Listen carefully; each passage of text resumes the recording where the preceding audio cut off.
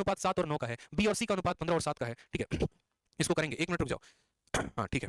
सबसे पहले आप यहाँ पर इस सवाल को करो। सबसे पहला सवाल आपके सामने, आप इस सवाल को करो। x और y का रेशियो जो है ना, x और y का रेशियो 2 और 3 का है। हमसे बोला गया 3x + 2y divided by 9x + 5y, इसकी वैल्यू बतानी है, बताइए। सबसे पहले देखा तो 5 × 3 कितना हो जाएगा, 15 हो जाएगा। 6 × 6 कितना हो गया, तो 12, और 18 और 15 कितना हो गया, तो यहाँ पर 33 हो गया। 12/33 काटेंगे इसको 3 से तो आ जाएगा 4, और यहाँ पर आ जाएगा 11। बोलोगे सर आपने काटा क्यों है? इसीलिए काटा है क्योंकि रेशियो का मतलब ही होता है सबसे सिंपलेस्ट फॉर्म, सबसे के सामने कितना आ गया, 3 आ गया। अब जब ये a और b आपस में 2 और 3 के अनुपात में होते हैं, तो इसका मतलब ये होता है कि इनका आपस में जो एग्रीमेंट है वो 2 और 3 का है। यानी अगर 3 होगा तो ये 2 होगा, ये 6 होगा तो ये 4 होगा, ये 8 सॉरी ये 9 होगा तो यहाँ पर ये 6 होगा। इस तरीके से इनका एग्रीमेंट चल रहा होता है। फिर b और c का एग्रीमेंट समझौता किस तरीके से, तो 5 और 7 का है। यानी b जब हमारा 5 होगा तो c हमारा 7 होगा। अब बोले हो सर कि आप ऊपर वाले लाइन में क्यों नहीं लिख दिए? कैसे लिख रहे हैं? 3 को हटा के लिख दे क्या? नहीं लिख सकते ना। जब यहाँ पर 3 है ऑलरेडी b की जगह पे, तो 5 को लिखना है तो कहां पर लिखेंगे, उसके नीचे। और जब 5 इसके नीचे आएगा तो 5 के साथ अनुपात लगेगा 7 का। ठीक, अब यहाँ पर लकीर को खींच दो। अब यहाँ तीनों का रेशियो लिखना है तो कैसे लिखेंगे, तो यहाँ पर कुछ स्थान खाली रह जाते हैं। जैसे यहाँ पर एक जगह खाली रह गया और यहाँ पर एक जगह खाली रह गया। अब इस खाली जगह को भरना है तो कैसे भरेंगे, तो ये देखो ये जो जगह है ना, इसके बगल में कौन है, इसके बगल में 3 है। अब आप बोलोगे सर इसके बगल में 7 भी तो है। अरे 7 किसी और ट्रेन में बैठा हुआ है, यहाँ पर 2 ट्रेनें चल रही हैं, एक ऊपर वाली ट्रेन है और एक नीचे वाली ट्रेन है। अगर इसको सहायता लेनी है तो बगल वाले से लेगा ना कि नीचे वाले से।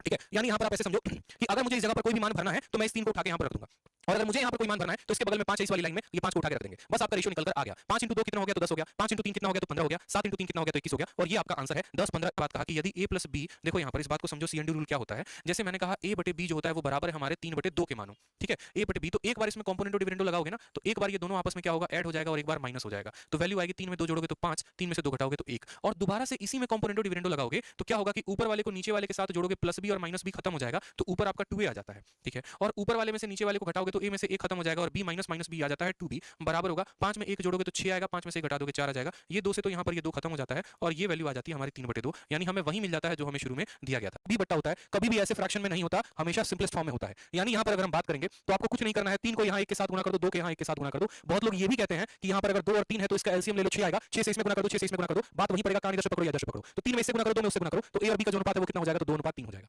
ठीक है, उसी तरीके से हमारा b और c का जो अनुपात आएगा वो कितना आएगा, तो 3 से 1 में गुना, यानी 3 और 5 से 1 में गुना 5, यानी कितना आ जाएगा, तो 3:5 आ जाएगा। सवाल में अगर हम देखेंगे तो abc का जो रेशियो आएगा a × b × c, a हमारा 2 है, b हमारा 3 है, और जब b हमारा 3 है तो हमारे पर ऐसे भी लिख सकते हैं इसको। देखो a और b का अनुपात कितना है, तो बोलोगे सर a और 15 16 किसका आंसर आ रहा है, 15 16 कैसे आ गया, तुम्हारा आंसर बताओ। 3:2 ये हो गया। ठीक है, अच्छा a और b का, एक मिनट, a और b का रेशियो बदलना चाहेंगे, 2 से 1 में गुना लगाएंगे तो a आएगा, वो आ जाएगा हमारा 3:5। आपको सबसे पहले a b c का रेशियो निकालना है।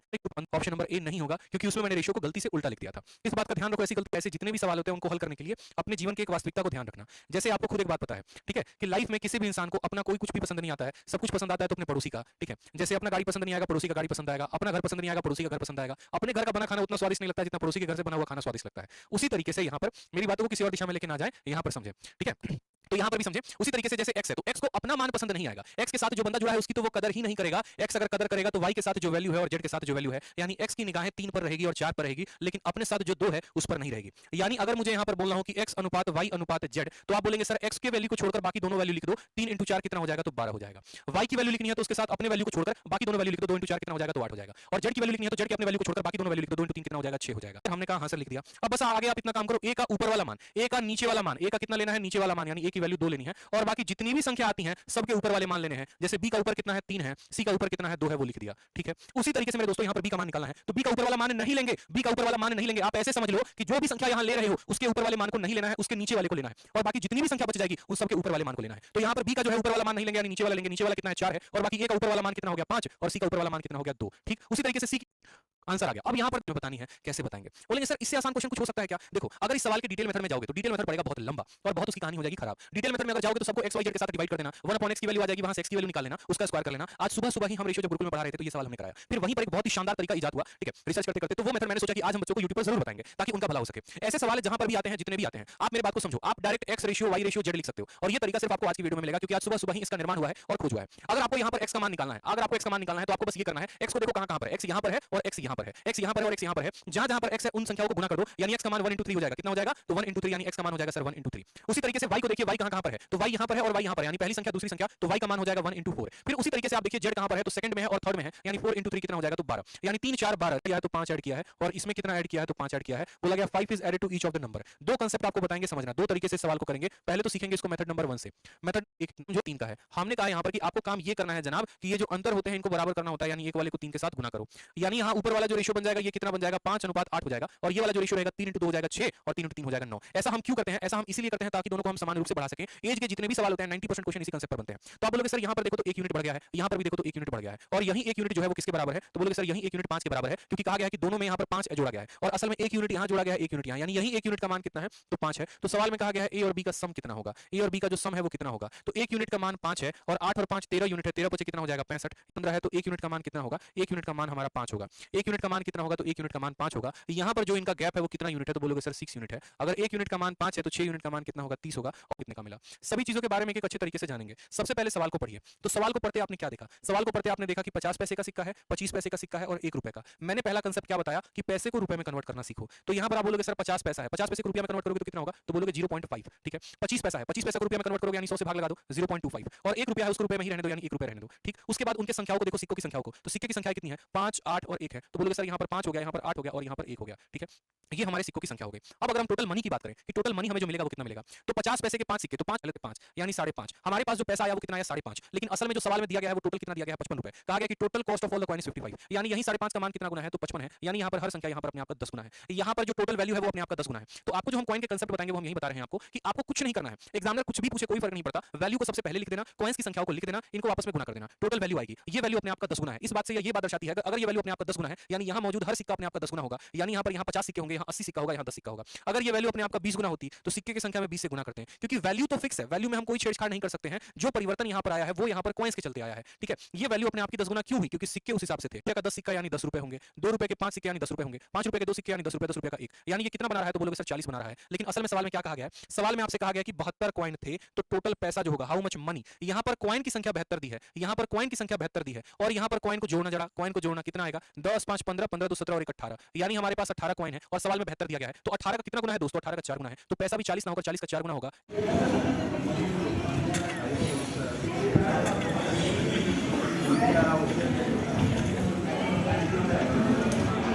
यहाँ पर तो 3 संख्याओं के बारे में बात हुआ है। ये हमारी पहली संख्या है, ये हमारी दूसरी संख्या है और ये हमारी तीसरी संख्या है, ठीक है। और कहा गया 2 number are respectively 25% and 60% more than a third number. ऐसे केस में क्या करेंगे मेरे भाई? ऐसे केस में क्या करेंगे? तो सिंपल बोलेंगे सर अगर हम तीसरी संख्या को 100 मान लेते हैं, तीसरी संख्या को 100 मान लेते हैं, तो इससे पहली वाली संख्या कितनी ज्यादा है? 25%। तो इससे 25 ज्यादा का मतलब कितना हो गया? 25 यहाँ 125, और इससे कितना ज्यादा है? 60 ज्यादा है, यानी ये कितना ले लेंगे? 60 ले लेंगे। तो बोलेंगे सर अगर हम तीसरी संख्या को 100 मानते हैं तो इससे 25% ज्यादा यानी पहली संख्या कितनी हो जाएगी? 125। दूसरी संख्या इससे 60% ज्यादा है यानी वो कितनी हो जाएगी? 160 हो जाएगी। बोला गया है सवाल में किसका रेशियो? ए और बी का रेशियो। तो हमें यहाँ पर ए और बी का रेशियो देखना है, यानी 180 और 120 का अनुपात देखना है। तो 60 से काटोगे 3 बार में कटेगा, 60 से काटोगे 2 बार में कटेगा, आंसर कितना भी होता है, ठीक है। और एरिया की बात करें तो एरिया कितना होता है? तो एरिया हमारा लंबाई इंटू चौड़ाई होता है। ये बात आपको पता है कि एक आयत का perimeter 2 into l plus b होगा, एरिया लेंथ इंटू ब्रेथ होगा। सवाल में कहा गया उनका जो पेरीमीटर है, ठीक है, लंबाई चौड़ाई रेशियो में है। अगर हम उसके लंबाई को 3x मान लेते हैं, चौड़ाई को 2x मान लेते हैं, लंबाई को 3x मान लेते हैं, चौड़ाई को 2x मान लेते हैं, तो पेरीमीटर कितना हो जाएगा? तो 2 इंटू, ठीक है, 3x plus 2x, 2 into 3x plus 2x, और इसकी वैल्यू सवाल में कितनी दी गई है? 30 दिया गया है। 2 से काटो यहाँ पर तो 15 बार में कटेगा। 5x का वैल्यू कितना आ जाएगा? 15। तो x की वैल्यू कितनी आ जाएगी? x की वैल्यू हमारी 3 आ जाएगी। x की वैल्यू कितनी आ जाएगी? x की वैल्यू हमारी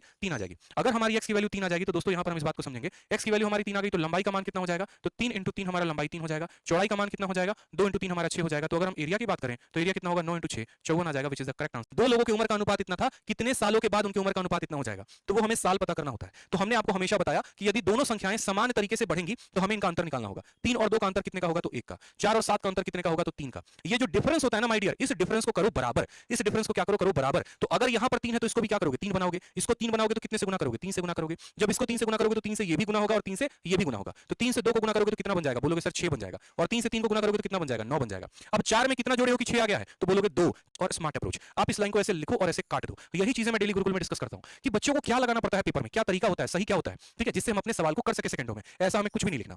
अब आप एक बात को समझो कि मैं एक संख्या हूं, ठीक है, और कुछ मेरे में जोड़ा गया और मैं कुछ से बढ़ गया। मानो कोई मुझे 10 रुपया देकर आया और मेरा मान 10% से बढ़ गया, यानी असल में जो मुझे वो 10 रुपया दिया गया था वही मेरे 10% का मान था। आप इस बात को समझिएगा, पकड़िएगा मेरी बात को, ध्यान से सुनिएगा मेरी बात को, ठीक है। मानो कि कोई व्यक्ति आया और मुझे 100 रुपया देकर चला गया और बोला कि देखो तेरे 100 रुपया हम तेरे कंपनी में देके जा रहे हैं, जिसके वजह से तुम्हारे कंपनी का मान 25% बढ़ जा रहा है। यानी असल में जो 100 रुपया वो मुझे देकर गया है उसका मान परसेंटेज में कितना है? 25%। उसी तरीके से ए का 50% जो है वो बी के कितने के बाद नहीं, जब हमने में खत्म 25 से एक बार में खत्म, ए बटे में बी जो आ जाएगा वो कितना आ जाएगा? 1/2। एकदम एक लाइन में आंसर लेकर आ जाओगे। क्या तीसरा संख्या होगा होगा 5x। तो अगर हम इनके एलसीएम की बात करें तो क्या 3, 4 और 5 में कोई भी ऐसा कॉमन फैक्टर है? तो बोलोगे नहीं है सर। यानी यहां पर जो हमारा एलसीएम होगा वो होगा 3 इंटू 4 इंटू 5 और x तीनों में है तो x को हम एक बार लेंगे। बहुत बच्चे क्या करते हैं x क्यूब लिख देते हैं, वो उनके जीवन की सबसे बड़ी गलती होती है। x क्यूब नहीं लिखना होता है क्योंकि x तो तीनों जगह पर है तो x एक बार आएगा। 3 एक जगह पर है, 4 एक जगह पर इतना, यानी एलसीएम कितना हो गया? तो एलसीएम हमारा 60x हो गया। और सवाल में मान कितना दिया गया? 1800। तो बोलेंगे सर 60x का जो मान है वो कितना है? 1800 है यहां पर, ठीक है। तो 0 से आपका 0 खत्म, 6 से काटोगे 30 बार में। दोस्तों बताओ x की वैल्यू कितनी आ गई? 30। x की वैल्यू कितनी आ गई? 30। इस बार तो परीक्षा में हमसे ये पूछा गया है कि दूसरी संख्या कितनी है, ठीक है, यानी 4x का मान कितना है। कल के दिन ऐसा पूछ सकता है पहली संख्या कितनी होगी, फिर तीसरी संख्या कितनी होगी। ये बात ऐसी है, एरिया का अनुपात कितना है? 16:1 है यहां पर, ठीक है।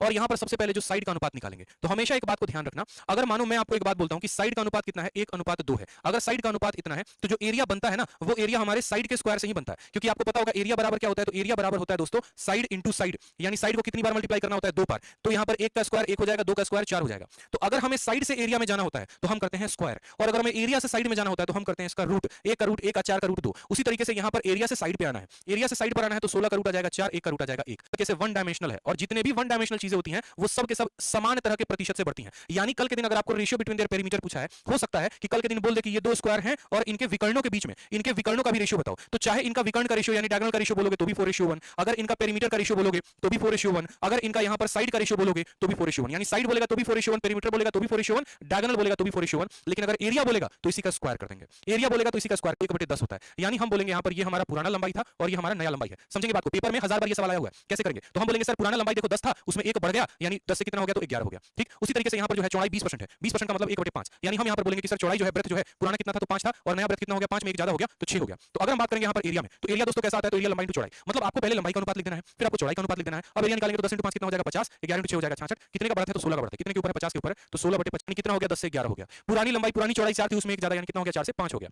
पुरानी ऊंचाई 6 थी, नई ऊंचाई कितनी हो गई? 6 से हमारा 7 हो गया। यहां पर हो गया, यहां पर कोई परेशानी की बात बोलोगे? No sir. अब यहां पर देखो सॉल्व कैसे करते हैं? 5 से 2 बार में काटो यहां पर, क्यों? जब आमने सामने कट जाए तो काट दो, दिक्कत क्या है? 6 चौके 24 कितना हो जाएगा? तो 48 हो जाएगा, और 11 इंटू 7 कितना हो जाएगा? 77 हो जाएगा। कोई संख्या 48 से 77 हो के है नया सवाल, ये है टीसीएस का सवाल। अब टीसीएस का सवाल है तो थोड़ा तो कैलकुलेटिव होगा, थोड़ा तो नया होगा, तो इसलिए मैं आपको नए सवाल करवा रहा हूं, ठीक है। अब यहां पर देखो तो सवाल में कितने लोग हैं? सीमा है, कोमल है, रीता है। 1000 प्लस लाइव करते रहो, शेयर करते रहो, शेयर नहीं रुकना चाहिए, शेयर करते रहो, नहीं तो सिर्फ वही सवाल होंगे जो पीपीटी में है। पॉइंट बात है, ठीक है। अब अगर हम बात करते हैं यहां पर कि रेशियो जो है रीता के शेयर का कितना होगा, रीता के शेयर का कितना होगा, एक लाइन में बताओ यहां पर। तो आपको कुछ नहीं करना है, आपको हमेशा मैं बोलता हूं कि अगर ये दोनों बराबर हैं तो सीधा का सीधा उठा के लिख दो, लेकिन अगर ये बराबर नहीं है तो गुना करो। आपको क्या लग रहा है ये बराबर है कि नहीं है? लेकिन अगर ये लोग बराबर नहीं है तो क्या करेंगे? इसके बगल में 2 से गुना करेंगे, इसके बगल में 2 से गुना करेंगे। अब ये आ गया इनका अनुपात। बहुत बच्चे बोलेंगे सर आप दशमलव का अनुपात कैसे ले रहे हो? कोई दिक्कत की बात नहीं, 1.5 रहने दो। टोटल पैसा कितना है? 3600 है। टोटल पैसा कितना है? 3600 है। ये 3600 किसका जोड़ है? ये तीनों का जोड़ है, यानी 2.5 और 1.5 4, 4 और 2 कितना हो गया? 6, यानी ये कितने का मान है? 6 का। और हमें पता किसका करना है? रीता के शेयर का पता करना है। रीता भाई साहब कितनी है? 2.5 है, तो इसको 2.5 के साथ गुना, सबसे छोटी संख्या। तो मैंने यहां पर आपसे ये कहा कि मानो कि पहली संख्या हो गई हमारी 1x, दूसरी संख्या हमारी कितनी हो गई? 2x हो गई, और तीसरी संख्या हमारी हो गई 4x। ये जो यहां पर 1029 है ये क्या है? सम है। 1029 से क्या है? तो सम है, यानी बोलेंगे सर ये जो 1029 है ये 1029 किसका मान है? तो तीनों के स्क्वायर का जोड़ है। ये जिसका भी मान होता है उसको नीचे लिखते हैं। 1 का स्क्वायर 1 होगा, 2 का स्क्वायर 4 होगा, 4 का स्क्वायर 16, तो 16 4 20 और 1 21, यानी ये कितने का मान है? तो बोलोगे सर ये 21x स्क्वायर का मान है, ठीक है। 21x स्क्वायर का मान है, और हमसे क्या पूछा गया है? Difference between the greatest number and the smallest number, ठीक है। यहां पर समझेंगे, हम यहां पर बोलेंगे देखो तीनों का स्क्वायर का जोड़ कितना है? 4 का स्क्वायर 16, 2 का स्क्वायर 4 20, 20 और 1 21, यानी हम बोलेंगे सर 21x स्क्वायर की जो वैल्यू है वो कितने के बराबर है? तो 1029 के बराबर है। 21x स्क्वायर की वैल्यू कितनी है? 1029 के बराबर है। तो मुझे खुद बताओ यहां से कि x स्क्वायर की वैल्यू 49 x की वैल्यू सवाल में बोला गया है कि सबसे बड़ी और सबसे छोटी का अंतर, सबसे बड़ी 4 है, सबसे छोटी 1 है, 4 में से 1 गया, यानी हमें जो है वो 3x का मान बताना है। x का मान 7 है तो 3x का मान कितना आ जाएगा? 21 आ जाएगा, ठीक। उसके बाद बोला गया है b का 5 गुना यहां पर वो बराबर है किसके? c के 7 गुना के, ठीक है। सवाल लिखेंगे सीजीएल 6 मार्च 2020, सभी कह रहे हैं यस होने के बराबर और 7 आता है, तो 5 इंटू 7 पर 1180 को हमने क्या किया है? तीनों में विभाजित किया है, तीनों में विभाजित किया है, यानी ये 1180 तीनों का मान है। तो 35 10 45 10 55, ठीक है, और 55 और 4 यहां पर हो जाएगा 59। ये कितने की वैल्यू है? 59 की, और कहा गया ए का शेयर कितना होगा? ए का शेयर कितना है दोस्तों? तो 35 है। अब आप देखोगे तो यहां पर ये 59 का डबल है, तो इसको 20 बार में काटेगा, और हाइट 1 बार, रेडियस 2 बार और हाइट 1 बार। तो यहां पर जिस तरीके से फॉर्मूला, जैसे अगर आप एरिया निकालते हैं 1 बार 2 बार 3 बार, तो रेडियस का पावर अगर 2 बार आता है वॉल्यूम में, तो रेडियस को कितनी बार लिखेंगे? 2 बार लिखेंगे, ठीक है। उसके बाद यहां पर बोला गया हाइट का रेशियो, तो हाइट यहां पर देखो हाइट का पावर 1 है, तो हाइट हमें 1 बार लिखना है। 4 रेशियो कितना हो जाएगा? 9 हो जाएगा। अब सवाल में हमसे कहा गया वॉल्यूम, क्या कहा गया? वॉल्यूम कहा गया है। तो वॉल्यूम का मतलब क्या होता है? रेडियस का स्क्वायर इनटू हाइट, रेडियस का स्क्वायर इनटू हाइट। बोलोगे सर ये पाई क्या होगा? तो पाई की कोई आवश्यकता नहीं होती है, कांस्टेंट टर्म को नहीं लिखा, करेक्ट आंसर, ठीक है। B for